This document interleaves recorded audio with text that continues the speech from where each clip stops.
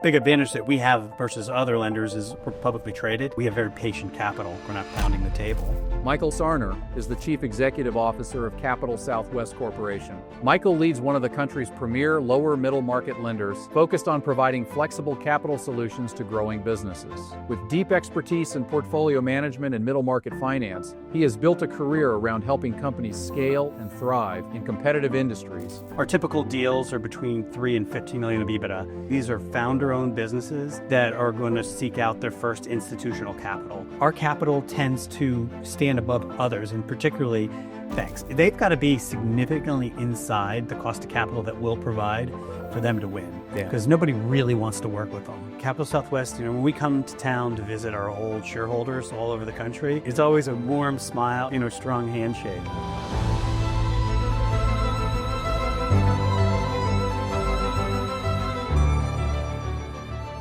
Well, Michael, welcome to the deal table. Thank you. The pig room at Old Parkland. Is there anything like it? Have you seen anything I've like never the pig seen room anything. before? It's clear why it's named. I can't tell whether it was named after the pigs or vice versa. Well, this is Harlan Crow's creation, Old Parkland, and he can do whatever he wants here. The red painting behind you was actually his, right? So clearly his knowledge of real estate exceeds his knowledge of, well, not his knowledge of art, but his ability as an artist, but it's his pig room.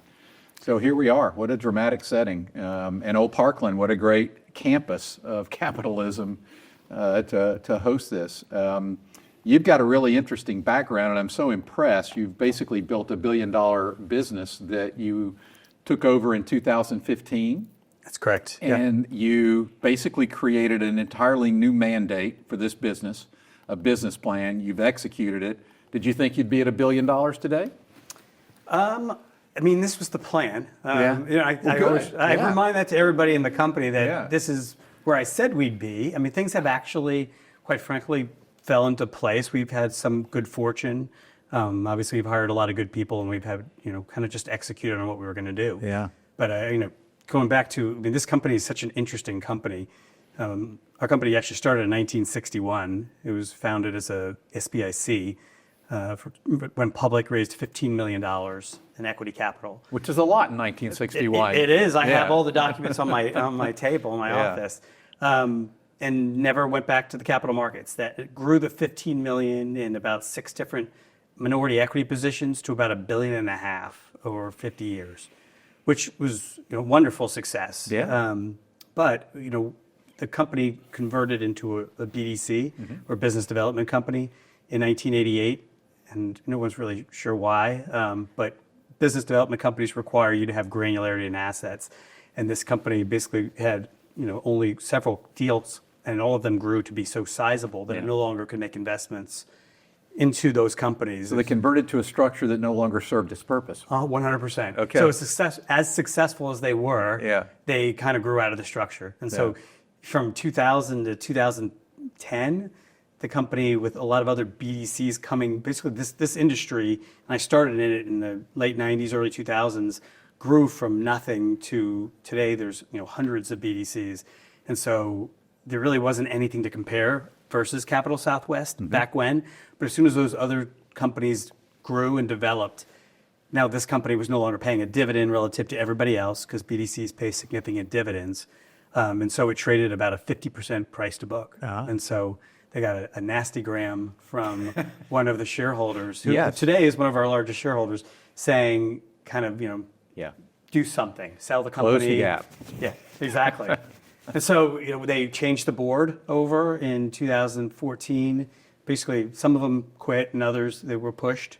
They brought in a new management team, and they brought in, a few of us to, kind of set strategy. So instead of being an equity kind of investor, we spun out all of those assets in a tax-free spin and left the BDC, Capital Southwest, with $285 million in cash, and then 3 employees, with the notion that we're going to be a lower middle market lender. Yeah.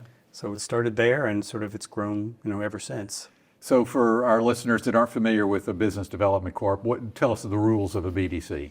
So BDC is set up, basically years ago, the government wanted more lending in small businesses. Yep. And to do so, they incented businesses to create structures where all of your earnings had to be distributed to shareholders. So essentially, nearly 100% of our earnings on an annual basis that we make go out in the form of a dividend. Okay. But to do so, you have to make investments just in companies. It can't be, you can't be investing in financial instruments. You can't be investing out of the United States. It was meant as a U.S. policy to create more lending in the lower middle market space. So you get a tax advantage for the structure. You The do. rules are you have to invest it in operating businesses in a certain size segment. That's exactly right. Okay, all right. So did you have expertise in lending to middle market businesses that you brought to the table to make that conversion? So, yeah. So my previous to Capital Southwest, I had, my background started years ago, unfortunately. You look pretty young, but I feel pretty young, Yeah. but I started in public accounting years ago, but quickly ventured into financial companies, several different sorts of financial companies, built up a background. But I kind of happened across a company called American Capital, which was in a similar place in 2000. Had just gone public, had raised $150 million, had no infrastructure. I was the 6th employee. And we grew that to nearly $15 billion in assets and 1,500 employees. So lending to middle market businesses? lending to middle market business. All We right. actually started doing exactly what this company does, was lending to small businesses. That company sort of got off track a bit in terms of it decided to go bigger and bigger and bigger. So they eventually, the average size in the, by 2012 was probably around $500 million. Versus our companies that are, enterprise value is probably more like, some between 50 and $150 million. Right. So the answer is yes. So I've seen quite a bit on the investing side, but, my strength has always been on the strategic side, on the capitalization side, kind of strategic direction. So coming here, we had to build a deal team out. I mean, we started off with a few people that knew maybe, 10 sponsors. And so we were getting, and you know how this works. right. You're seeing some deals, usually not their best deals, and you'd lose, and then maybe you win and you did a deal that was a little hairier than you wanted. Sorry, I won. Yeah, exactly. But eventually, we've grown that 10 to, we've now done a deal with, in the last 10 years, we've done deals with 150 different sponsors, and none of them more than 4 deals. So not really, no concentration. We've got a deal team of 17 people and another back office of another 17. Optus here in Dallas. All Dallas. And when you say deal, are you talking about like a loan? Yeah, so these are all going to be loans. So typically these are founder-owned businesses that are going to seek out their first institutional capital. Let's say it's a 65-year-old man. He's like, hey, I've done this. I'm ready to do something else.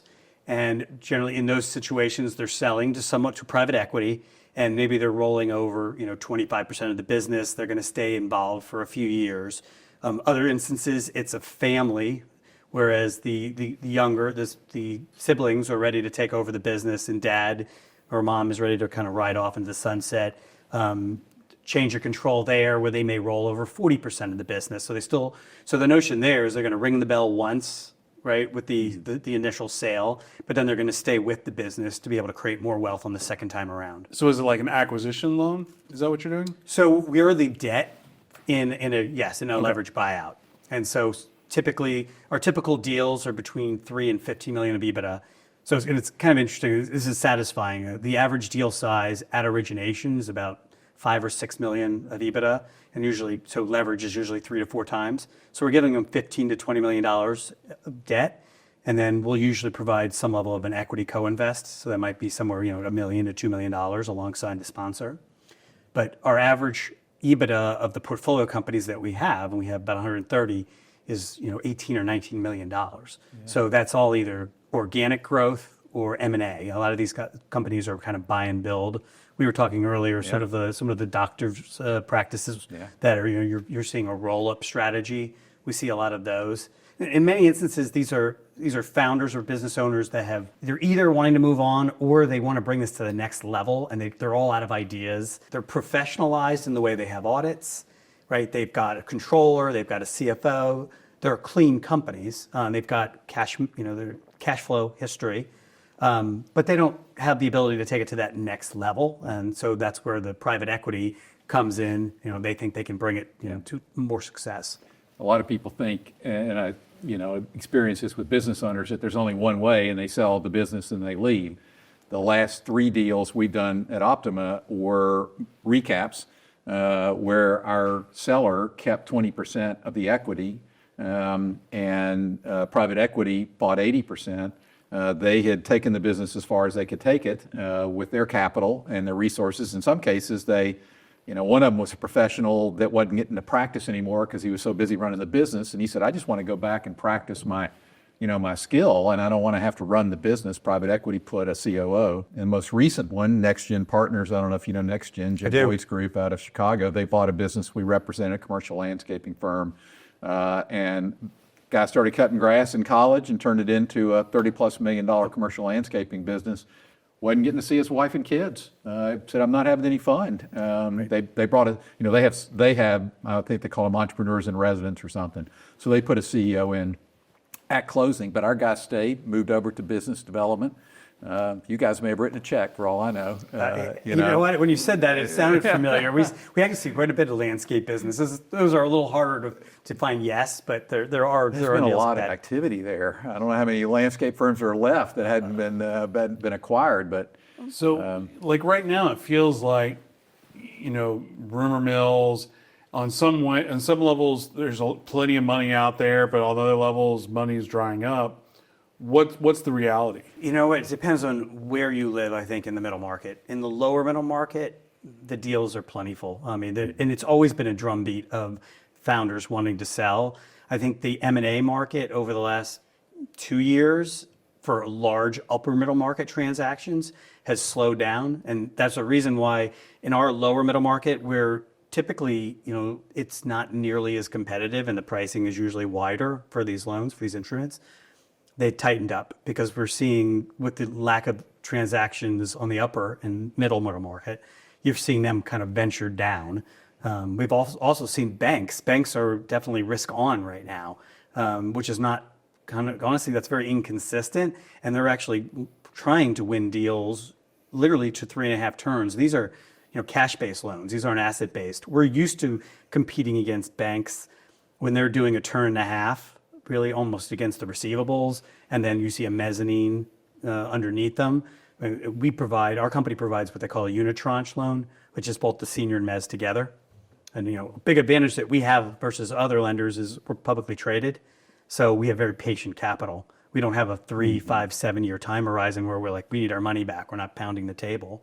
So to answer your question back, it's like there's plenty of M&A going on, and it's improving. Since April, I would say, since Liberation Day, things were starting to peak up, and then Liberation came, and everything froze for a period of time. Probably I would call it 3 to 4 weeks. And then I think people understand what the state of play is right now. The other thing that's causing concern is just interest rate risk, but that's seemingly assume that comes into focus. The thing about every market, but specifically our market, is we just want to know what state of play is, where are rates going to be, what the tariffs are going to look like. Our companies need to have that kind of direction to be able to move forward in M&A. So that's one of the things that kind of stymied growth, was the lack of really understanding of this administration has created uncertainty. Uncertainty is not good in the M&A markets. People just can't make decisions. You see that on the capital expenditure side, even for the largest companies in this country. It's funny you say that because it feels like that's been a theme lately of the uncertainty when the administration is the way it is, the uncertainty it brings, whether it be in energy or in finance. But in taxes, we talked to a gentleman earlier who he loved it. He loved it. Well, his services are needed more in uncertainty because things are changing, and he spends a lot of money and resources to figure out what those changes are. Yeah. Well, interesting. But I don't know if you're seeing this in your business, but we're seeing so many accounting and finance businesses, but particularly accounting services. Right. You don't think it's not the Deloitte and Touches of the world. Obviously, these are the small providers. There's a huge clamor for those. They're multiples that used to be 8 to 10. Yeah. Right now, if you want to buy an accounting services business, it's 15 to 20. Yeah. And that has a lot to do with the fact, exactly what you said. They're giving tax services, and that's ever changing. What's interesting now is what's happening after the the big beautiful bill. Healthcare has become another area that people don't know what to expect, especially where Medicaid comes into. So these, tax experts, these healthcare services experts they're in demand right now more than ever. Yeah. So I'm curious how you define, the term middle market, lower middle market, upper middle market means different things to different people. So I think of the middle market as sort of being $10 to $100 million of enterprise value. Does that rhyme with your definition, or you've got a little different twist on it? Yeah, I think for the lower little market, I agree with that. Yeah, Okay. so it's right about there, maybe a little larger, but that's about right. I'm surprised to hear that banks are now competing with you in that space. I served as chairman of Triumph Bank in Memphis. Typical community bank, we wanted 7 ways to collateralize a loan so we couldn't possibly lose money, right? But we were always risk off. So I'm curious, you don't have to name names, but what size banks are these that are now trying to push capital into cash flow loans? Yeah, I mean, they're certainly the bulge bracket firms. Coming down into the middle market. I mean, they're not coming into the $10 and $15 million loans, but the kind of like, call it the 10 to 15 million of EBITDA company, that's where for us, that's where the cutoff is. Yeah. And typically the difference also is when you get above 13 to 15 million EBITDA, that's where the covenants kind of start getting loosened. Yeah. And so banks, as long as they played at 15 and above, that's fine. Okay. But right now, yes, they'll offer 3.5 turns at S plus 375. We just had a deal this morning for a company. I mean, we've seen that for landscaping businesses. Yeah. I mean, we are at the height of irrationality. Yeah, I was going to say, that's scary. Which is why from a leadership perspective, I have to look my deal team in the face every day. We have at least one, investment committee meeting a day, and say no. Yeah. Because the spread, we have to have an understanding of where these spreads are going. Yeah. Where SOFR is going to level out at. You just can't say yes to every loan, and certainly not at these 3% and 4% loans. No, absolutely not. You got to stick to your underwriting because that's what's allowed you to create this great business. So speaking of risk, let's talk about the medevac helicopter. Y'all invested $13 million in a medevac helicopter business that had $4 million in EBITDA. It's almost double. The investment was double what the EBITDA was. Like, was that like a 90% of the company, 80% of the company? Like, what does that look like? So this was like atypical. So the typical deals we do are sponsored. And so these are going to be 4 times levered or less, where we're doing half this capital stack, right? So we'll do the debt in case it's a $40 million deal. We'll do 20 million of debt. They'll do the equity. In this type of deal, this is a non-sponsored deal. We did it directly with the owner. Sponsored meaning there's a private equity firm, right? Sure. That's leading it. Yeah. Yeah. So in this company is very interesting. So we gave them a direct loan. It was a pretty good deal at the time. It was like, so this is 3 turns of leverage is what we got in at.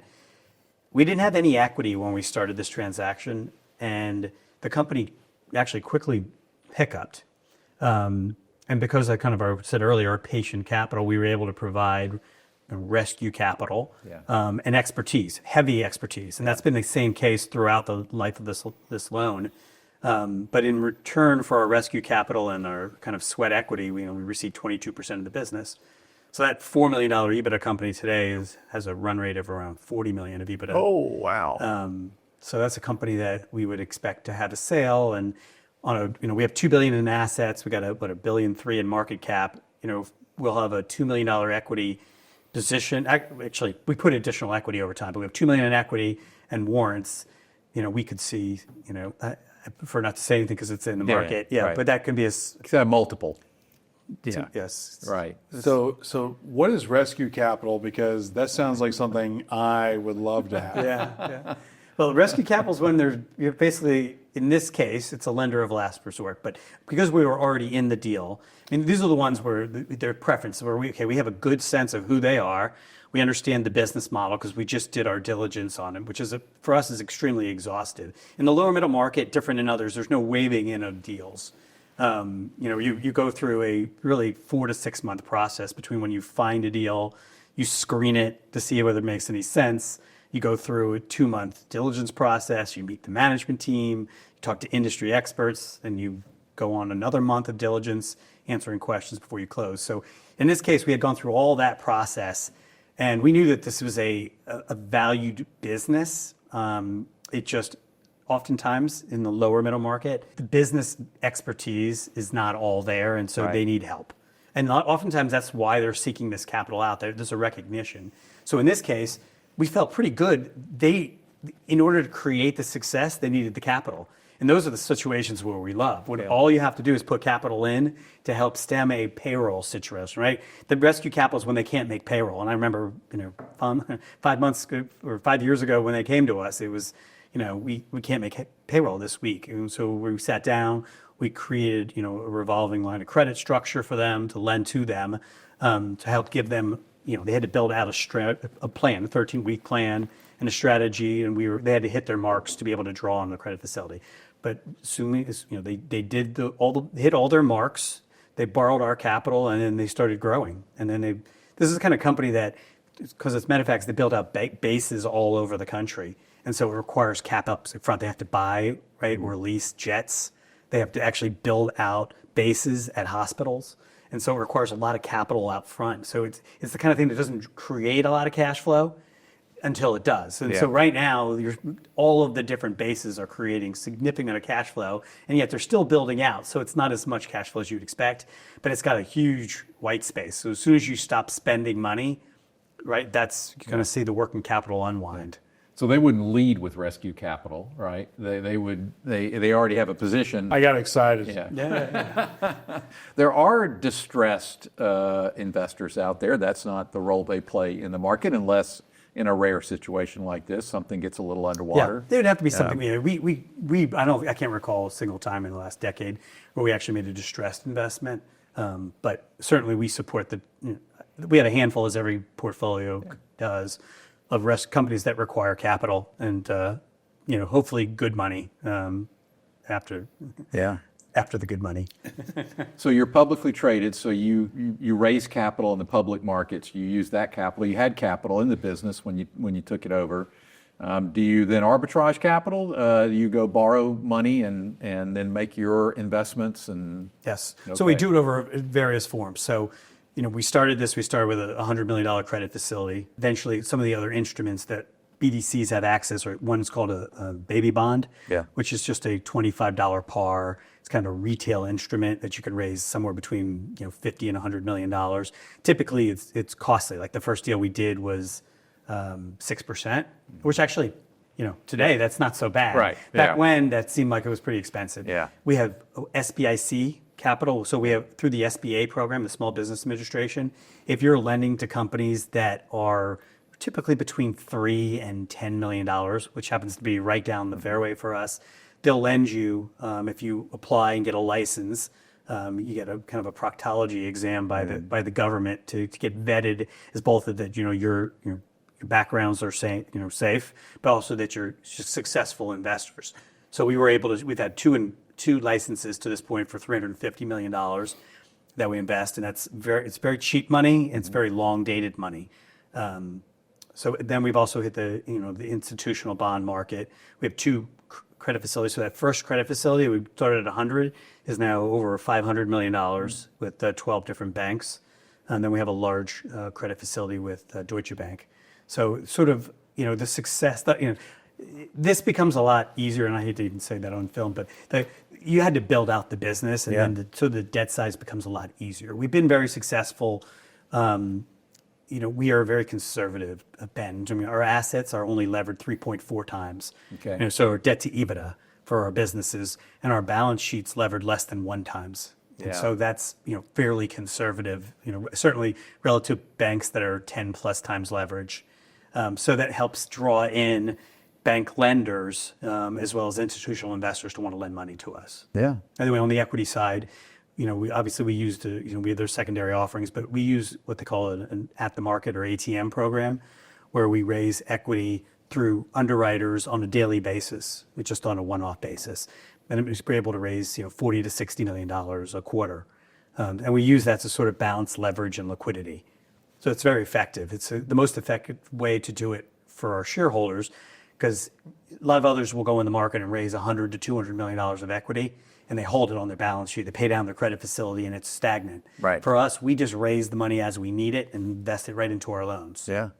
The loans that you're doing, are they more short-term, mid-term, long-term? Like what, I mean, is it, no two cats the same type thing? No, they're almost all. So first of all, 90% of our balance sheet is first lien assets, and it's the unitranche, what I described earlier.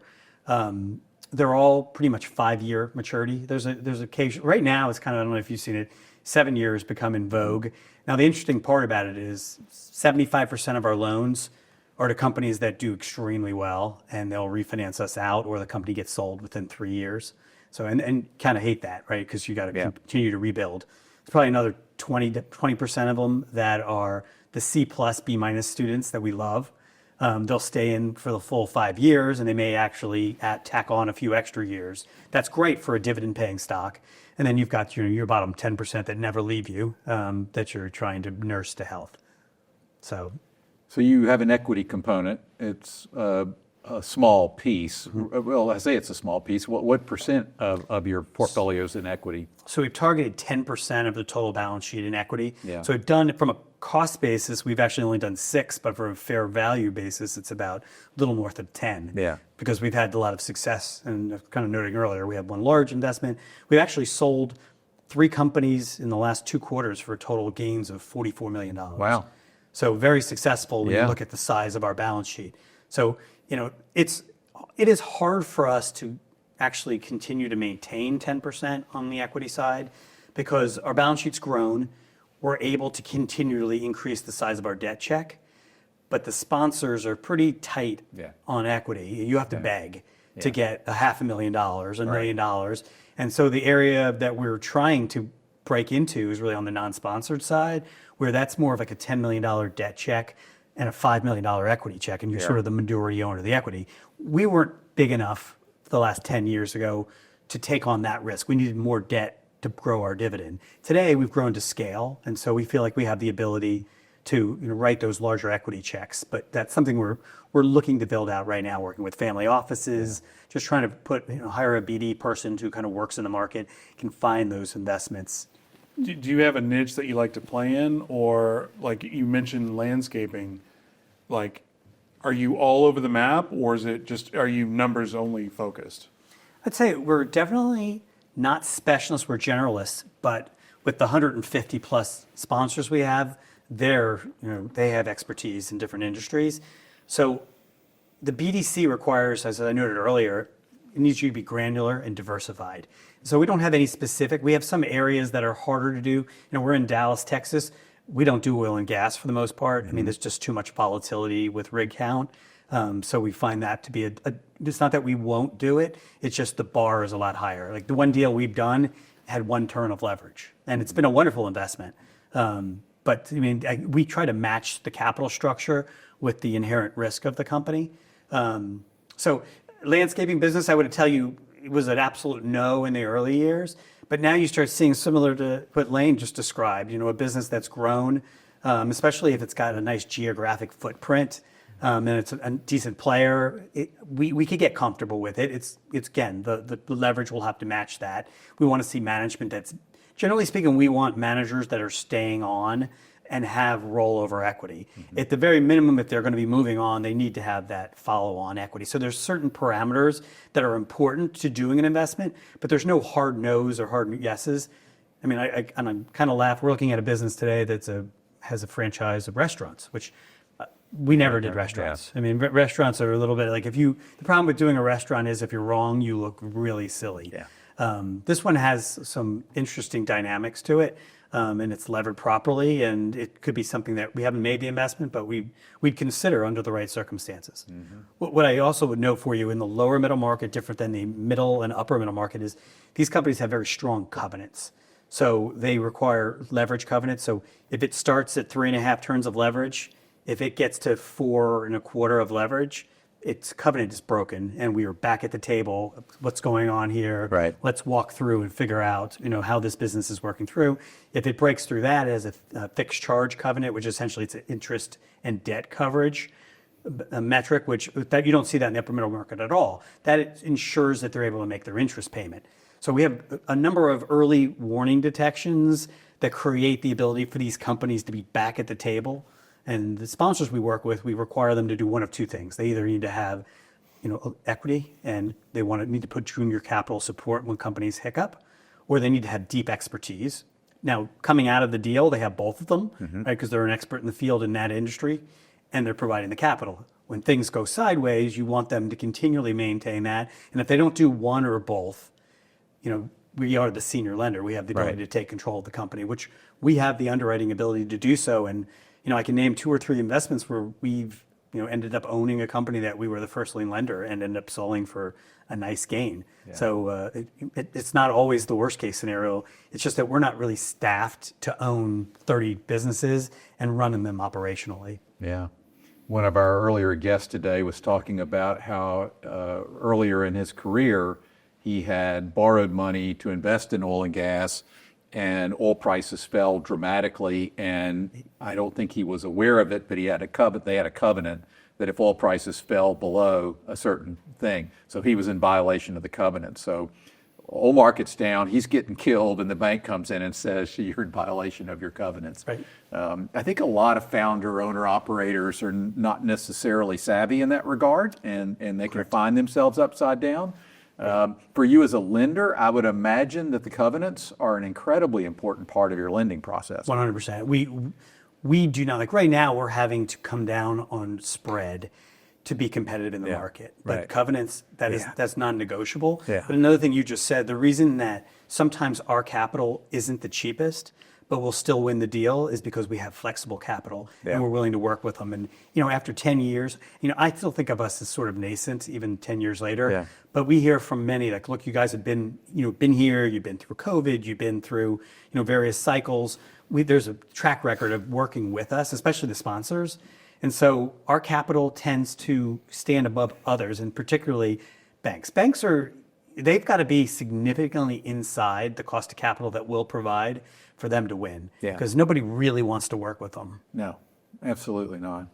The bank's your friend when you don't need money, and they're your enemy, when you have any sort of hiccup. I mean, I ran a bank, I was chairman, right? Yeah. So I understand the game. So tell me about being a public company. I don't mean who literally, but who are your shareholders?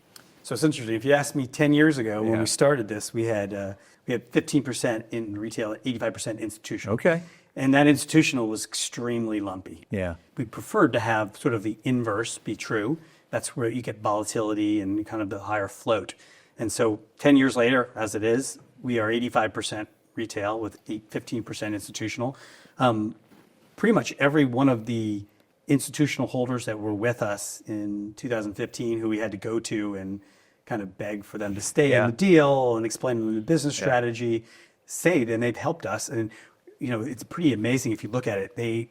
At the time of the spin, we were trading around $15 a share. This is actually pretty interesting. In 2015, post spin, our stock trades around $22.50. We paid nearly $5 in dividends.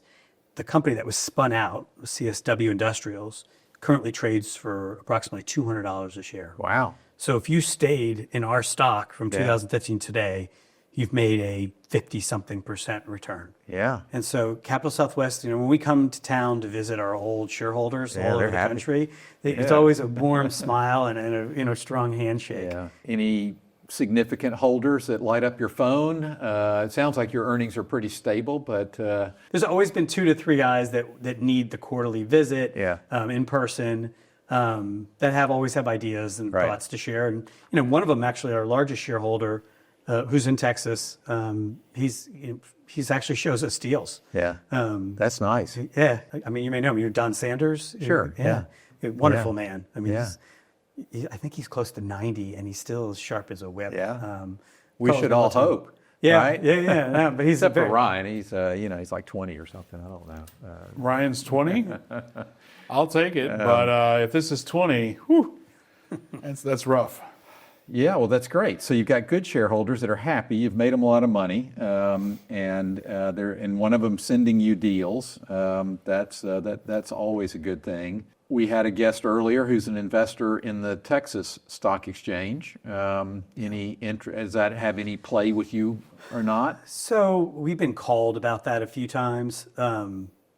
actually pretty aggressively. I think we're on the NASDAQ. We're traded on the NASDAQ. Yeah. We work with them. They help us sort of on the investor outreach side. Yeah. We've been pretty happy. I'm not really sure of the differentiation yet, to be honest. Yeah. We've hosted a meeting or two, but I think we're comfortable where we are, but we're not opposed to it. It'll be something we look at after, as we look ahead and see if it ends up being something that's helpful. It's just that most of our shareholders are outside of Texas. Yeah. BDCs have a kind of a global reach. I mean, not just nationally. It's a tax preferred structure for sovereign wealth funds. Yeah. So there's a lot of capital that comes in from the outside. So I think having NASDAQ, it's a When you have a long history there, I should have a better understanding of the value proposition of listing with the Texas Exchange. Of course, it doesn't exist yet. Correct. So I'm not really sure what that is. I don't run a public company, so I don't have to worry about that. Yeah, no, and that's honestly that you're not that far off from where I am, because we started this with 30,000 share float on day one, and today we trade over 600,000 shares a day. Wow, nice. And I feel like NASDAQ, I'm not making a pitch for NASDAQ, but they're very proactive and always trying to help out and see what the kind of value they can provide. So I think we're pretty comfortable with where we're listed today. 2015, did I get that right? Yeah, that was the spin. So you're 10 years in, and you had a 10-year plan, and you've met or exceeded the 10-year plan. Yeah, that's right. So what's the new plan? Yeah, so look, first and foremost, I think over the next, I look at things probably in a few different ways. There's the 90 days, because we're publicly traded, trying to meet the needs of our Next shareholders quarter. today, because you're only as good as your next quarter's earnings. For us right now, I'm focused on our base rates. If you're lending money and you're floating rate, you have to be worried about where the Fed is cutting rates. For a lot of banks, that's a pro. For BDCs, that's a con. Yeah. Most of our liabilities, or a lot of them are fixed, and our assets are 100% floating. Yeah. So it's sort of battening down the hatches. This is what I was describing earlier, knowing where our spreads need to be. One thing we are working on, so we want to be able to monetize the name now. And when I say that, I mean, in our deals, we see a lot of deals that we fund by ourselves, but we're all conservative. We want to be very granular. So there are deals we see that are somewhere between $35 and $60 million that we're the direct lender, but we can't write the whole check. Yeah. So either we're bidding with an IOI and losing, because oftentimes there's the risk of closing when you have two investment committees. So you're harder to win a deal if you're not just the only lender, right? The other part is that these deals sometimes are just too large for us to hold. And so we will have to, find another lender. We might actually have to find 2 or 3 lenders, or we might have to look to sell these post-close, which is also from a financial disclosure problem. It was not always a little messy. Yeah. So what we're looking to do right now, instead of winning deals today and selling off a portion of those assets and getting no economics for it. So meaning, we're in a deal, there's a 2% fee, it's S plus 650. Somebody comes in as a partner, they do no work, we cut them a $20 million into the deal, $20 million in it, and we get nothing for it. We're looking to do with third-party capital, whereas we create a fund, which is a sidecar fund, or a joint venture, or a portion of the deals we originate will go inside this fund. So now you have a $50 million deal, we put 25 on balance sheet, we could put 25 into a fund, you put additional leverage in that fund, you earn a fee and a carry, and you have a new equity, we have LPs that you'll go out and raise the money from. So that's an interesting vehicle that a lot of BDCs, successful BDCs, it's harder in the lower middle market. I mean, you probably know this very well, but there's a big company bias, and so harder to raise third-party capital, generally speaking, because the viewpoint is, okay, these companies are small, they're not professionalized. I'd rather lend to companies that are extremely large. But the big advantage between our companies and the upper middle market is, so our companies only have 3.5 turns of leverage. Mm-hmm. And if you understand the way most deals get closed in the upper middle market, so these are 5.5 turns of leverage, maybe more, but they have EBITDA adjustments. So they'll have a basket of 30% of unnamed adjustments. So the true EBITDA that they're closing at is like 7 times. So these are highly levered companies. And so for us, we think that our structure, right, when you actually look down deep and say, okay, they've got covenants, they're much lower levered, and by and large, because there's less leverage, there's more cash flow coming out of these relative to a large syndicated deal that's going to be, $150 to $300 million facility. It's going to be priced only a little tighter right now, which is very interesting, which doesn't make a lot of sense. But their leverage is so much higher, and they have no covenants. So the reporting package, they only have, they provide their financials every quarter, every 90 days. And if there's a default, because there's no really early warning covenants, they won't know for 120 days. For us, we get our financials for our businesses every 30 days. And so not only do we have a covenant, we're getting the information soon enough for them to call a covenant on themselves, so they call and get to the table. All that being said, we have to fight the big company bias, but when people sit at a table with us and understand our business, and over the last 6 months, I've spent a lot of time going around to the BlackRocks and the Blackstones and some of the larger funds and telling the story. And there's a lot of interest investing in the organization, whereas I think that there's been a kind of like a lack of understanding or transparency on what the lower middle market is and how we lend. Yeah. Private credit has exploded. I think that may translate into a comment you made earlier about there's some underwriting going on that doesn't make sense to you. And I don't know for a fact, so I guess I'm asking a question rather than making a statement. Is money crowding into your space and from the private credit boom? Yeah, so the answer is yes right now. It tends to be transient. And the reason that is, and specifically today, a lot of these larger players are very interested in growing capital, right? Deploying capital, investing in large numbers. They've come in, some of them, and what they find out is the check sizes are quite small. These are $25 million, $35 million, as much as 50, which their typical deals are $150 million. So I think the more of the competition that we're seeing today is on the bank side, what I mentioned earlier. It's other SBICs, so people are forming a lot of SBICs, Right. And kind of competing against us. And then the companies the lenders that are in the middle market have dropped down, and I think there's a lot of competition there. But I think they'll also find the same thing that, our bread and butter is 3 to 8. Yeah. There's not nearly as much competition. So we usually are bidding against 3 to 5 other lenders. I think historically, that's probably about where it's been. In the last 6 months, you might have seen that grow by 2. And if you venture past 10, from 10 million of EBITDA up to 15, now you're talking about 8 to 12 lenders that are competing against you. And so that's more. It's probably was 6 to 8 before. Right. I think that my perspective is the long-term perspective, and that's the truth about being I hadn't even noted earlier, we're an internally managed BDC, which means all of our managers embedded within the organization versus an external. Externals are built to just grow, right? They're not as focused on growing the entity in and of itself. They just want to put assets to work. Yeah. And so for us, the kind of what I noted earlier, patient capital that's going to be here in the long term. So I feel like in the next 6 to 12 months, I imagine a lot of these players will venture back out. I don't know if you've read Walker Deibel's book, Buy Then Build. It's a Buy Then Build Summit. And you were talking about, the comfort you have in loaning with a much lower multiple of EBITDA business. If I were Ryan's age, I would go buy a business at a 3.5 multiple and use the leverage that's available in the capital markets. You can certainly screw up a business that size, but you got a lot of margin for error. I couldn't say it any better. And if you can buy a business, 50% of startup businesses fail in the first 5 years.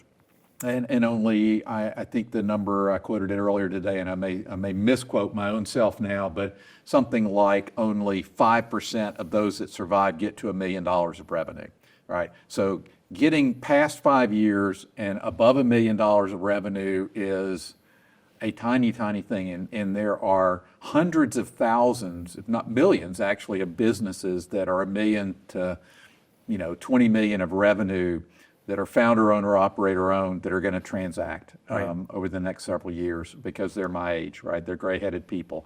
I think the average, more than 50% of the small businesses in America are owned by people 55 years of age or older. I think you referenced that earlier. Yep. That's right. So,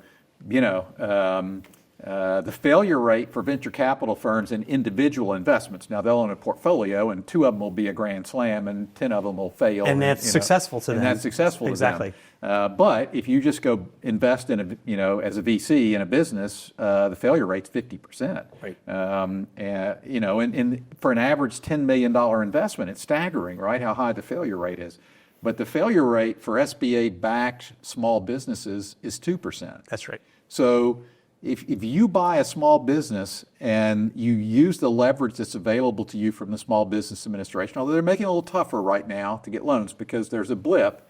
They relaxed the rules in COVID. What happens when you relax the rules, right? The default rate goes up, but that'll work itself through the system. Capital providers such as yourself, you can go in and buy a business that's beat all the odds, made it 5 years, strong EBITDA. Yep. They've put systems, processes, operations, best practices, generally speaking.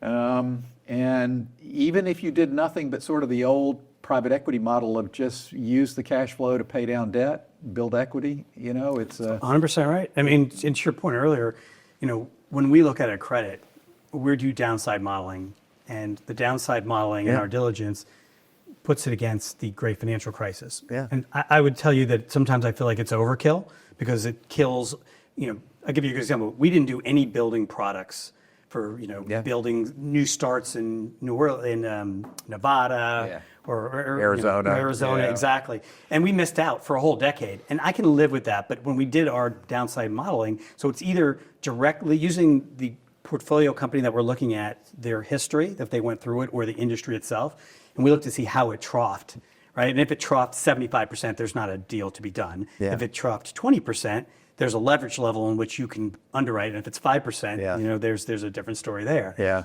And so we've been able to, do deals with these 3.5 times leverage, knowing what the downside model is going to look like. We don't expect any of these companies to, to hit the great financial crisis again. But you know what they can take. We know it can take. Yeah. And we do 2 things at that. When we look at our modeling, it has to both, the enterprise value of the company has to support the debt in the entire 5 years, and it has to have enough cash flow to pay interest for the life of the loan. Yeah. And so if it can do that under that stress, with these leverage levels, we feel pretty good. And it's played itself out. We have one of the lower non-accrual rates. And we don't originate any of our loans, which is something that's pretty big in the market today, with PIK, which is payment in kind. Yeah. So a lot of companies, instead of having, you owe me 10% cash, they'll say, you don't owe me any cash at all, you owe me 10% PIK. So every month, you owe me 10% that I'm going to tack on to your principal. Yeah. And then we'll just keeps rolling, keeps compounding. compounding.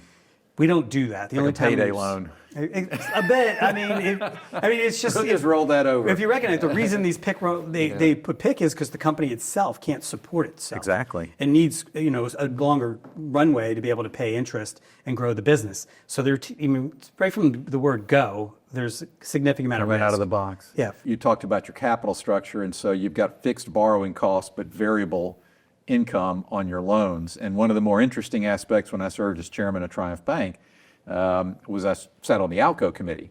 And we had a third party that would shock our portfolio because we had fixed rate deposits, we had variable rate deposits, we had fixed rate loans, we had variable rate loans, we had brokered CDs that when they come due, that if you're not the highest rate, they're not going to renew. Of course. Actually, it gotten to the point, this is in Memphis, Tennessee, every bank published their CD rate in the paper on Sundays, and if you were 20 basis points over the other banks, you'd have a line out your door on Monday morning.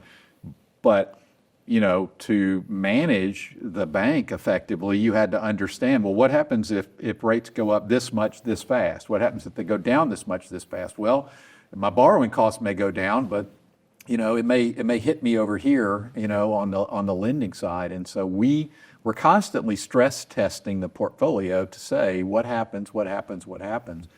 I've seen a lot of business plans. I've never seen a pro forma that didn't see, 5% compound annual growth, right? Right, it's and never. I think one of the mistakes that a lot of buyers of businesses do is they don't look at the downside. They don't measure, well, how much of a decline could I have in EBITDA after I buy this business, and how does that work? What's the SBA loaning? They're looking for a 2-to-1 debt service coverage ratio, something like that. Yeah. So, you need to really understand, and you need to understand the business well enough to say, well, what could happen? Yep. We do that. Look, it's funny you say, because we don't even talk about the base case in our investment committee meetings. Yeah. At the very end, we start talking about what's the equity story. Yeah. And generally, if you're going to like the credit story, you'll probably like the equity story, not necessarily. So, 2/3 of our company, we have equity. And so on that, probably 50% of the time we didn't get it, and another 50% we didn't want it. Yeah. But to your point is like we're a lender. Yeah. We're very focused upon that to make sure that we can continue to pay our dividend. Our shareholder base on the retail side is mostly older investors that this dividend, is paying their retirement. This is kind of a pension fund for them, if you will. Yeah. So we're very cognizant of protecting their capital and continuing to maintain their dividend. So I've been extremely quiet this whole conversation. One, Lane eats this stuff up, but two, like as a small business, like I've had very bad luck when it comes to lending. Every single type of loan other than private has been extremely high interest and extremely short turnaround, and it's crippling. So, what advice would you have to the hundreds of thousands of small businesses out there who struggle with? Because I get it, the SBA is there to help you, the SBIC, all these different programs are there to help you, but yet they don't. And maybe it's just because my business is not strong, I don't know, but we're 5 years in, we're still here. Well, so it's how do you balance hey, you don't look good on paper, but yet you're still here. Yeah. I think Lane, and you kind of laid out the aspects of what how you need to look in order to have an M&A transaction. Part of it's going to be scale. There's no question about that. You have to have positive cash flow, right? You're going to have a bench strength, right? You can't be the only person. We won't lend to a company that has a sole proprietor and nothing underneath it. We want to meet the management team and know that if this person gets hit by a bus, that there's something underneath it. We don't want to see customer, concentrations. We don't want to see supplier concentrations. Those are sort of the universal factors that sort of separate a company from being something we can lend to versus one where we couldn't. Also, I think you mentioned earlier having financials, having a controller. Sometimes these companies don't have a CFO; they have a glorified controller. Yeah. But that's still important. We need to know that the quality of the earnings, the accuracy in the financial statements are right. And so then you need to have, a 3 to 5 year plan. From our Treasury Department, we send out checks for $75 and $100 million to founders. And I got to tell you, it tickles me every time I do it, because I think it's amazing. Yeah. People that go out there and risk their lives to build businesses. I think there's other people in the world who are envious. For me, it's like I have a happy day. Every time I go home, I tell my wife, I'm like, this guy just made $100 million doing plumbing supplies. Right. It's awesome. Probably worked his fanny off, completely. right, for 30 years, Yeah. too. But you know what? But I also say, the things we just discussed, there's a definite game plan to creating a business that will have, private equity interested in growing your business. It's all of those sort of staples that I just mentioned. Those are foundational. Without those, it becomes more difficult. And certainly, I think bench strength above all else. You can't be counting on one person to be the success story, because you may not be there, or it also has a reason to exist. For us, every business we look at, we don't do deals that are commodity businesses. These businesses have to either be a small player in a big pond, or a big player in a smaller pond that has great market share and absolute reason to exist. You're in that awkward spot where your business is young. You're the business, basically. These gentlemen and lady are exceptional at what they do, but basically if you get hit by the bus, there isn't a Harper Belmont the next day. And so you're in that spot where you've got to get past 5 years and have systems and processes that are repeatable. And if you get hit by the bus, there's still a business that can open the doors the next day and run. Now, there are 28 million businesses that look just like you, right? And I think your point is, why isn't there more capital available to the 28 million of us that are small businesses that present the way you do? And this thing is like, I think there's 33 million total businesses in Something America. like that, yeah. And only 5 million or less have more than 2 employees. So Yeah, that wouldn't already, surprise me. the numbers I may be wrong on, but it's pretty close. Yeah. But that came from like the Goldman Sachs program. So it's Yeah. like, just by having employees, Yeah. you are already, percentage-wise in the top percentile as far as businesses go. Yeah, well, at the small-ish level, I mean, lower than what we see, it's kind of tough to get anything but an asset-backed loan from the bank, right, from a regional bank. I mean, if I'm out there not doing what I do today, what I see and what I see a lot of successful business owners doing this is these roll-up strategies. Like, coming off of COVID, what people noticed there were a hell of a lot more pets on the street, right? So what did you see? You saw roll-ups of veterinarian practices, like wild. You couldn't buy one. Like, we wanted to lend into them, but we swung and missed at least 30 times because you just couldn't get into those deals. We've seen them now in the medical practices businesses. You see it with orthopedics or dentists, or we're seeing it in psychiatric practices.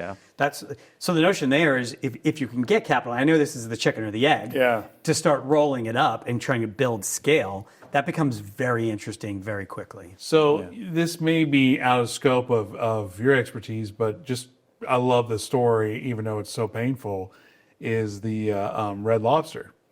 This company that's been around for a ton of years, everybody loved it.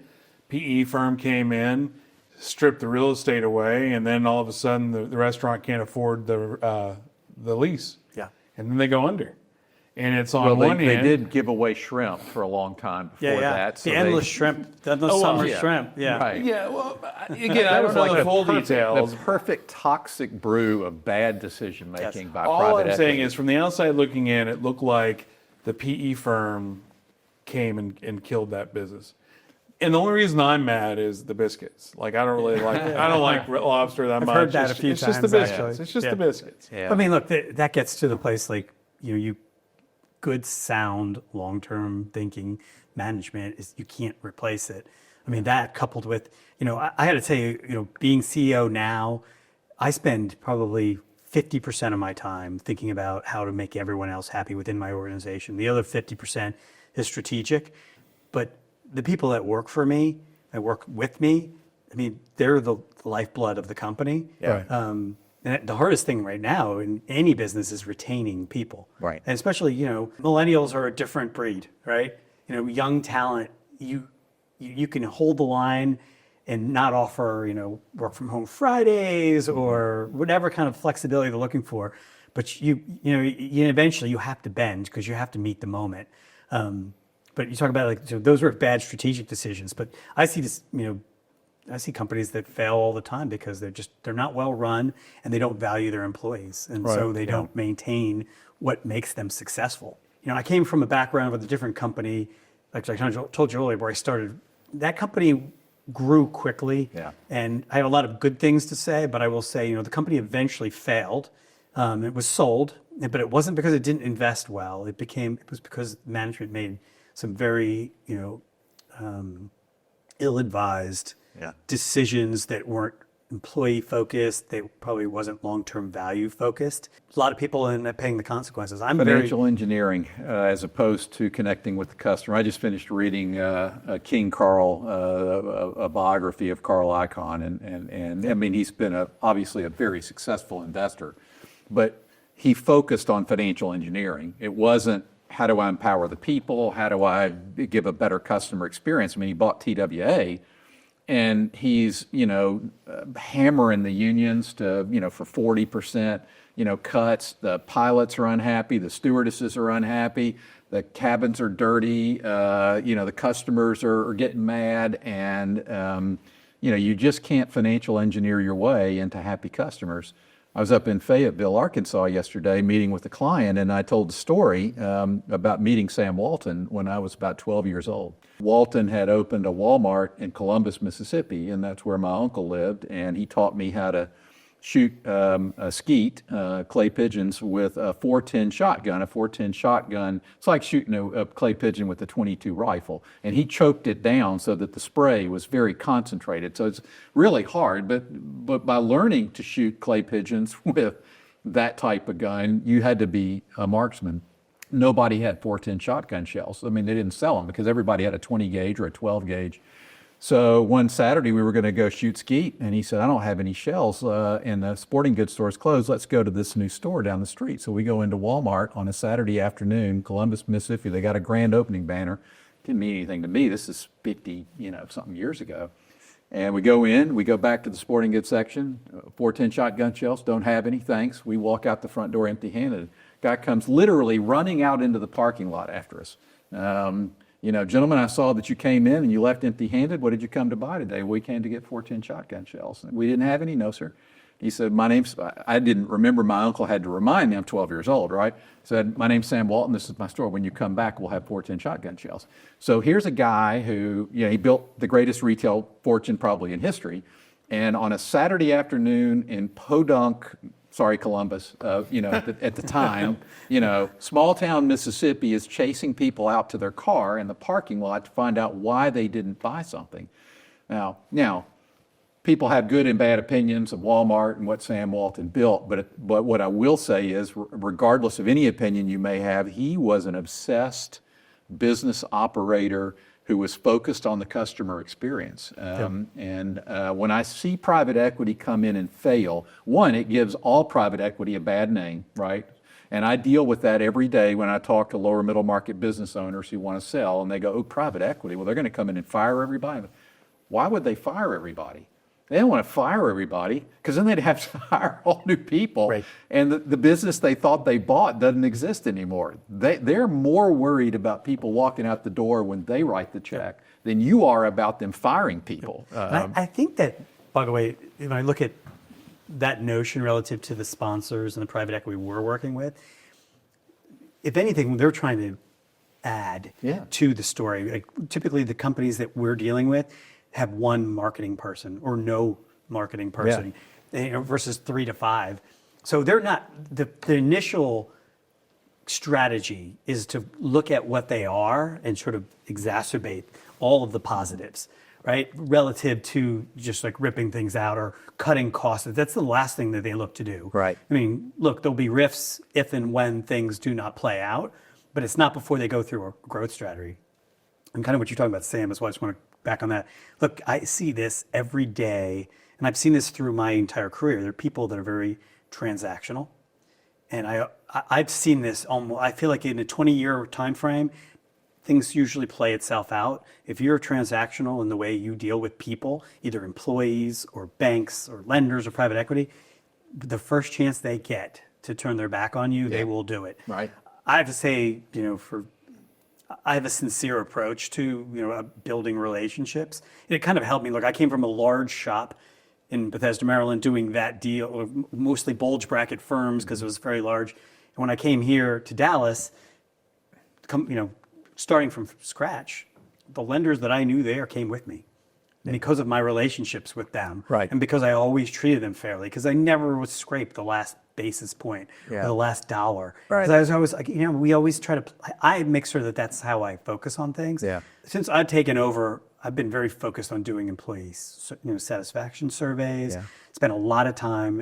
It sounds kind of corny, but I'd walk around the office and I just go into people's offices, just trying to talk to them, find out about what's going on in their lives. Yeah. Trying to make sure that they understand that I'm here, and I'm approachable. Right. There's a lot of different ways, and I think our deal guys make a lot of trips to our sponsors on a weekly basis, and they're not always asking for deals. They're sometimes just, they're coming in. There's an understanding of that's why we're here. Right. But they're building relationships, which is why I think we win.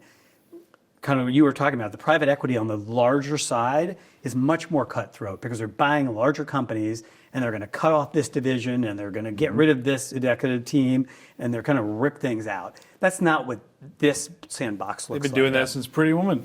Yeah, exactly. So what's interesting about your team going out and visiting, this has come up today, it's come up before, but with technology, Zoom, and now AI, it's like even harder and harder to determine, am I actually talking to Michael? Is that really Lane? Are we AI right now? Is this real? And so that face-to-face, is going to have a roaring comeback, or probably already has. Yeah. And like people like, hey, Brent talked about this morning about he's flying to Ontario tomorrow for a potential deal.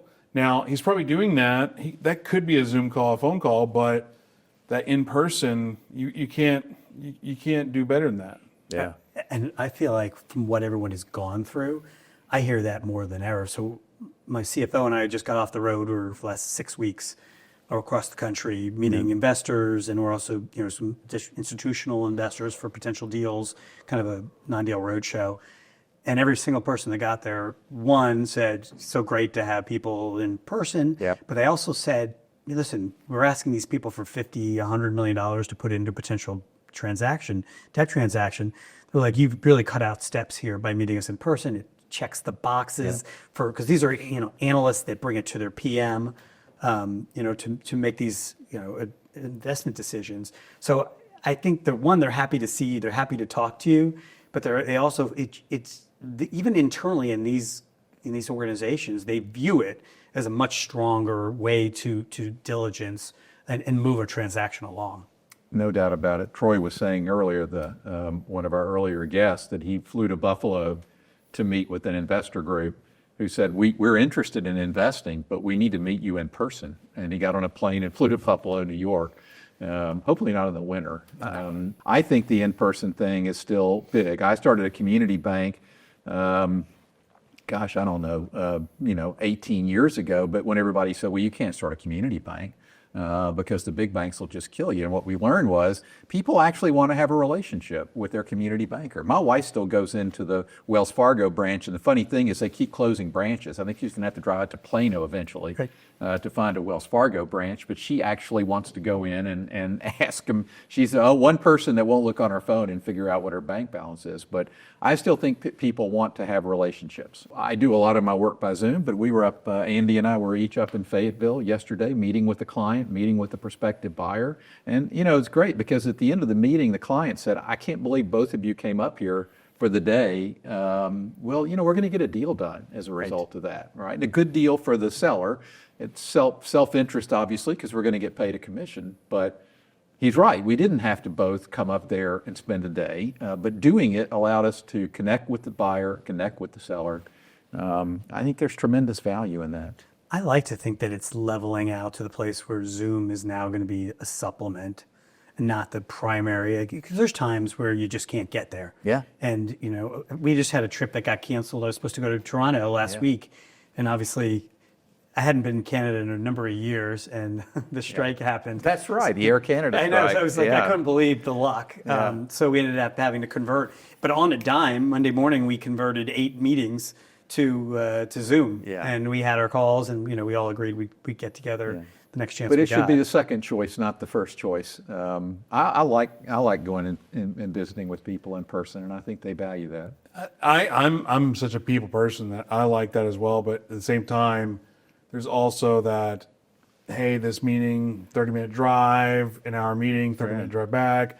I just lost 2 hours. The meeting was worthless. Well, what a waste of time. This could have been a 5-minute email. Those are judgment calls. I agree with that. Those are judgment calls. But you know what? If it's worth it and there's enough at stake, that person understands that you're getting in your car, you're getting up early, you're driving, to make that happen. I mentioned on a previous podcast that, I think it's a generational thing because I have 2 30-something-year-old daughters. And I was talking to them about making phone calls to people, and they were like, you can't do that. Are they expecting your call? And I went, no. And they went, you just can't call somebody. Hey, my sons say that. What do you mean you can't just go? No, that's rude. That's rude. Way more to invasive. call, so you text them first. Or people think that text messages, I look at text messages like emails. Yeah. Like if you text me, that doesn't mean I have to It text you doesn't back count. immediately. So the work from home, there are people that rise to that occasion are perfectly fine in that environment, but those that aren't socializing, Jamie Dimon talks about the value of meeting at the water cooler and exchanging ideas and information. You lose that. I think 100%. Yeah. And I think that at higher levels, like for us, if you have a business development person who brings in deals that's on the phone all day long, just calling on sponsors or calling on businesses, of course, that's going to be fine. Yeah. But if you're a associate with 2 years who's trying to learn, how to put together an investment committee memo and, not being in the office to bounce these ideas against other associates, what are you doing? Yeah. Or going and talking to the VP or the principal. Right. Or just understand the hierarchical, infrastructure. The hardest part is, and it's only happened on a few instances, when you meet somebody that hadn't worked in an office, that just has no idea how to work within a corporation. Yeah. That's like, and it makes you feel a little bit, like, that's a tough one to address. Yeah. Well, So- also there's just work in general. Like, what is actual work? Because if you have a summer internship over here, or you work for your uncle over there, and you get a quote unquote real job, depending on what the expectations are, it may be out of left field. Case in point, a buddy of mine who's in the executive MBA program at SMU, like he owns, I think 5 or 7 med spas. All the things. That's big right now. Yeah, it's big. huge. You're seeing it too? Yeah. Huge. We're trying to And- win a few 2 deals now. We'll see if it Well, really plays out. I think my guy's looking to exit, so I'll put you in touch. Yeah. But he was saying his expectations for his managers are, on top of just running the store, they also have to do at least 100 outbound phone calls. And I heard that, and I'm like, that's a ton. That's a lot. And he's like, so? Because that's the expectation of that job. Yeah. Sure. But he also, when his employees hit $1 million in sales, they get a really nice watch. So he takes care of his team. But my point to bring that up is, one, it dovetails into the pick up the phone and call, but 2, the limiting belief of expectations of what a team member can do. And in his case, it's like, yes, you need to run the store, you need to keep it clean, you need to welcome the guests, but you also need to bring in people and do sales and do 100 outbound calls every single day. Depends on the nature of the job. Yeah. But I will go back to my original comment, which is I think junior people need to be in an office. Yeah. They need to learn how to work. They need to know, how to interact. I mean, that's just sort of an essential part of, growing. I mean, Yeah. unless you're going to be an entrepreneur, sole proprietor, and even such, eventually you're going to have people working for you, and you should understand how that might look. So, Absolutely. Yeah. Well, we're getting close to the end. Yeah. You This has been a fun conversation. It's been a lot. That when it comes to money and just watching y'all two go back and forth. Well, we're kindred spirits because we're dealing in the with the common business owner type. Yeah, I felt I was watching two people speak a different language. I hope I wasn't too often. No. Yeah. The audience will get it, as I won't. Yeah, every industry has its lingo, but I like what Michael's doing. I don't talk to a lot of people that are in the same space, but it's a valuable service they're providing capital to these founder, owner, operator, lower middle market businesses. Can really, as you said, be the kind of thing you go home and tell your wife about because you really helped change someone's life. Yeah, I mean, that's exactly how I feel. When I was younger, and I worked the first time around on the first company, I started very young there. I always thought, well, this is philanthropic. Yeah. That's what I was thought, 'cause, I was like, we're giving money to all these companies that can't get money. Where's my card? I was really, that's when I used to walk around. Exactly. Yeah. I'm so proud of what I was doing. And you know what? I haven't really lost sight of that. I mean, that's what I said. Every time, I always like to know when we're going to fund a check. Yeah. Because it's a good story. It's not like we do probably 25 to 30 new companies a year. Yeah. We do lots of add-ons along the way. But that means there's like 25 or 30 individuals that are, becoming millionaires. And that's pretty, through sweat equity. And it's honestly, it's wonderful. These are success stories for generations. Well, Michael, you've been a treat to have on the podcast. We appreciate your time and energy today. We look forward to following you and your business, seeing how the next 10 to 15 years plays out. Sounds like you've got a lot of opportunity ahead of you. I think so. I appreciate you having me today. Yeah, thank you so Thanks so much. much.